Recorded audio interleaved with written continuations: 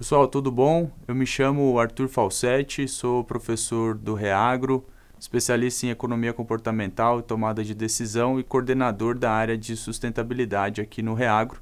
E agora a gente vai tratar sobre o módulo de mudanças climáticas e agenda global do clima. Esse módulo está estruturado em 3 grandes frentes. Primeiro a gente vai falar um pouquinho sobre agropecuária e sociedade, então como que a atividade agrícola ela impactou na construção da sociedade, nessa construção histórica, da forma com a qual nós estamos organizados hoje. Ela fala um pouquinho também da importância da atividade agrícola para que houvesse a fixação do ser humano e a partir daí a expansão das grandes cidades, dos grandes impérios. A gente parte para uma jornada para falar de revolução industrial, mostrar como é que ela impactou o modo que a gente produz, como que a gente se organiza no entorno dos centros urbanos e o que isso tem a ver com a atividade agrícola, especialmente no período aí pós-guerra, quando a Revolução Verde impacta diretamente o desenvolvimento de tecnologia para o agronegócio. Nesse momento da história que a gente começa a ter uma discussão mais estruturada sobre as mudanças climáticas. E a partir daí, a construção dessa agenda no entorno das mudanças climáticas. Então, como é que a governança global ela se estrutura para que essa agenda possa ser tratada através dos acordos internacionais e das metas que passam a ser estabelecidas para cada um dos países. Bom, nesse contexto, então, é bastante importante a gente entender a relação da nossa atividade agrícola com o Homo sapiens. Quando a gente olha para a história da humanidade, a gente volta alguns milhões de anos com os nossos ancestrais, a gente tem 2 marcos bastante importantes antes da gente entrar na fase mais recente da nossa história. Então, há 2,5 milhões de anos, a gente tinha o Homo habilis, que surge na África, né? Começa a se organizar no continente africano e ele começa a ter algumas mudanças, especialmente no seu comportamento, por conta do aumento aí na sua capacidade cognitiva. Então é aí que surgem as ferramentas, é aí que esses nossos ancestrais começam a alterar as suas dietas e começam a demonstrar um comportamento mais social, de organização em grupo.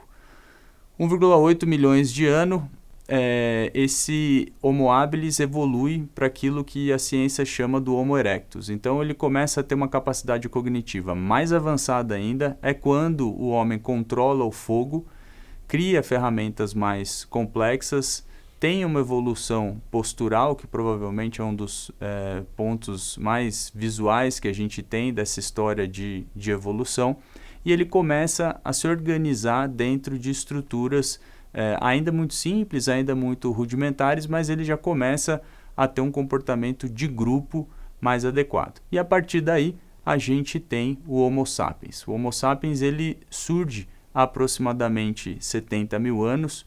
A ciência define alguns marcos civilizatórios para o surgimento do Homo sapiens e a partir daí a gente começa a se organizar e a história começa a ser construída do ponto de vista da sociedade para aquilo que a gente conhece hoje. E a gente tem alguns marcos importantes nessa linha do tempo, né? Então, 70 mil anos, o Homo sapiens ele é identificado pela ciência especialmente pela sua capacidade de cooperação. É isso que faz com que ele se diferencie naquele momento da história dos seus ancestrais. E há 12 mil anos a gente começa a ter a expansão da agricultura na região do Crescente Fértil, na Ásia. A atividade agrícola ela tem um papel fundamental nessa organização. A partir do momento que o ser humano consegue domesticar animais e começa a conseguir produzir grãos de forma mais sistemática e em maior escala, a gente tem uma série de movimentos na organização desses pequenos grupos, especialmente do ponto de vista da sobrevivência, né? Esses grupos nômades que andavam, caçavam, coletavam, passam a ter a capacidade, a partir do momento que a agricultura passa a fazer parte da vida deles, de gerar excedente de produção para que pudesse ser estocado e, portanto, para que pudesse suprir as suas necessidades fisiológicas ao longo do ano. Isso tem impacto direto na capacidade dessas comunidades de reprodução. e é a partir daí que o ser humano começa a se multiplicar. Então é seguro a gente dizer que graças à atividade agrícola, né, graças ao cultivo de grãos e à domesticação de animais para consumo, o ser humano ele começa a ter a capacidade de se multiplicar. E aí, a partir disso, a gente se organiza no entorno dessas áreas onde existe produção. Então, a gente deixa de andar atrás de alimento e passa a se organizar no entorno das regiões onde era possível produzir alimento. E isso causa uma série de transformações na nossa organização, porque a partir daí é necessário criar divisão de trabalho, é necessário a cooperação cada vez mais forte, é necessário aprender a administrar esses recursos humanos e de produção, e essas organizações começam a se desenvolver, inclusive, do ponto de vista religioso e dos rituais que estavam presentes ali dentro desses grupos.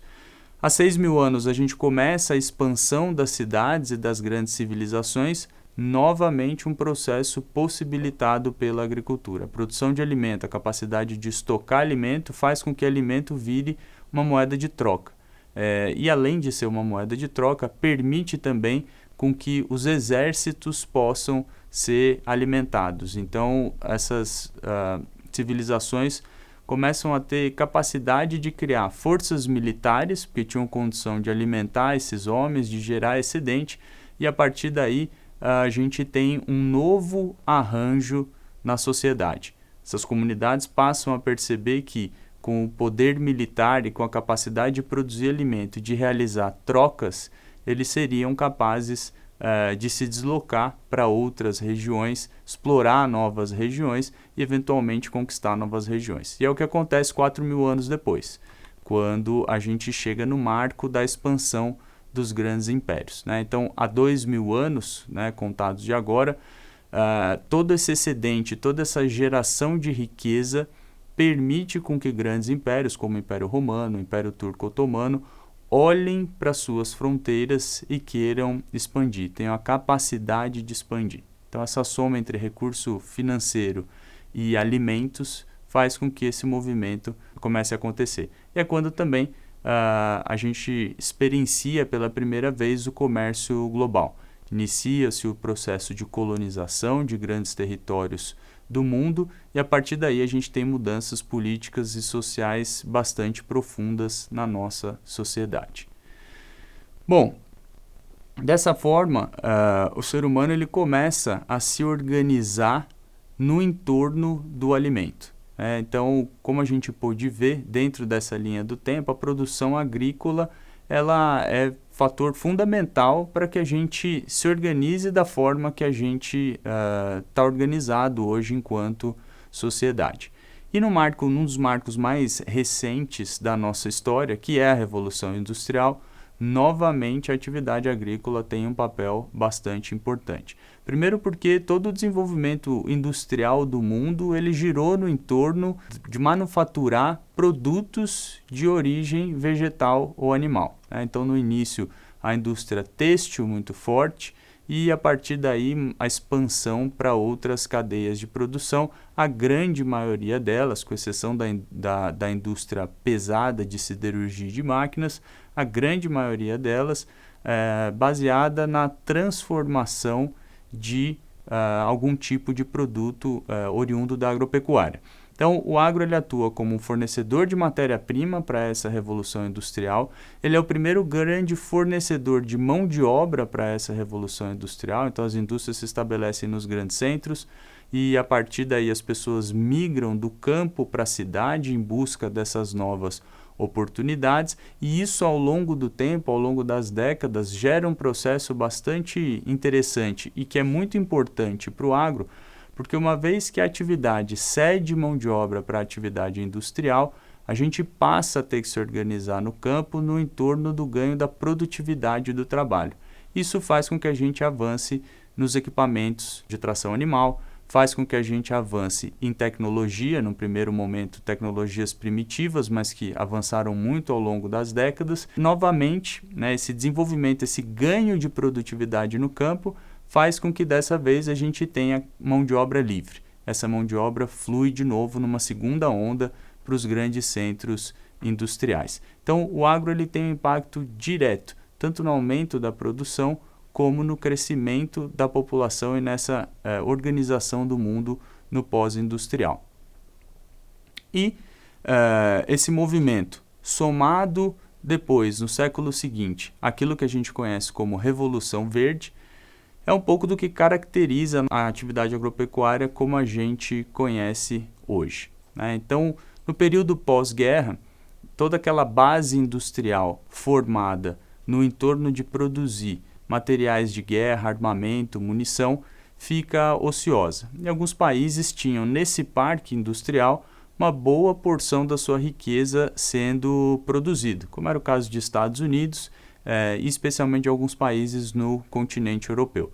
Então, para que você não tivesse o risco de uma grande recessão oriunda do fechamento completo dessas fábricas, elas passam a ser direcionadas para outras áreas. E naquele momento, com a capacidade especialmente de produzir bens derivados de química, de compostos nitrogenados, a alternativa encontrada ou o que surge dentro desse parque industrial que ficava ocioso no pós-guerra era a produção de fertilizantes, de pesticidas e especialmente de compostos de base nitrogenada.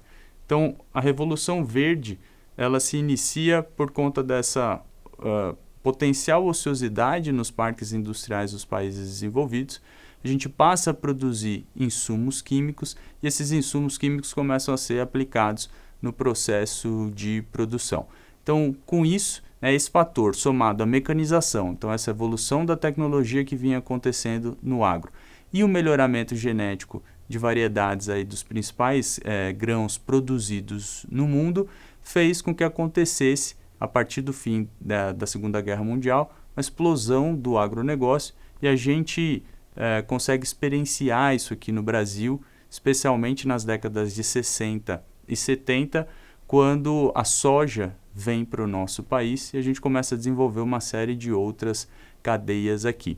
E a gente tem essa informação que ela é bastante comentada e de fato é uma informação muito importante, porque esse ganho de produtividade que acontece no agro aqui no Brasil permite que a gente expanda a nossa produção sem precisar na mesma proporção expandir em área, ou seja, pelo ganho de produtividade. Então, o que vocês estão vendo no gráfico, essa área laranja, é toda a área que foi poupada graças a esses avanços tecnológicos e a aplicação desses insumos. E a barra azul do nosso gráfico é o quanto cresceu a área consolidada de soja. Então, o que a gente pode ver aí é um crescimento de produtividade de 1,9% nesse período, e a gente tem o que se chama de efeito poupa-terra, ou seja, é aquilo que a gente poupou de terra, de abertura de terra, para ter a mesma produção de soja, o que representa hoje no nosso país aí 71 milhões de hectares, né? A área aí desses dois países somados é mais ou menos o que o Brasil economizou de área devido à Revolução Verde, devido a todo o processo de avanço tecnológico. Então a gente passou a produzir mais com menos, e isso fez com que nós nos tornássemos um dos países mais competitivos na produção de grãos global. A partir daí, superados os desafios de produção, de produtividade, de correção dos solos brasileiros, que originalmente são muito pobres, o agro brasileiro começa a enfrentar uma série de novos desafios, e é o que a gente vê daqui para frente.